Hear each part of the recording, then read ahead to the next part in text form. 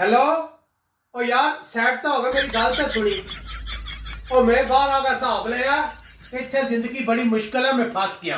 हूँ मैं सोचा मैं क्यों ना वापस टुर जा। घर वाले की खैर है, घर वाले नहीं बढ़न देन लगे। जी कस्सी वाली जमीन नहीं पर उत्थे टेंट ला के गुजारा कर ला, वो नहीं मसला। तू दस जब मैं वापस आवा तो उत्थे मेहनत मजदूरी करा तो जेडे मैं लखा रुपये ला गया पूरे हो जाएंगे। मजदूरी ही मतलब प्याजा की रेहड़ी ला लवा, 10 साल रेहड़ी ला के पैसे पूरे हो जाएंगे लखा या नहीं हो लगे।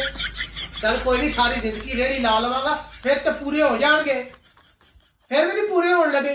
तेरे आने का मतलब है तू जी मेरी नस्ल मेरे पोतरे वो भी रेहड़ियां लाएंगे फिर भी ये लखा रुपये पूरे नहीं होने लगे। बेड़ा गर्क हो गया इस जेंट का। और जिस जेंट मैंने भेजा वो क्या करता अजकल? अच्छा याशी कामया कड़ाई गोश्त खाता तो देसी घे ना रोटी खाता।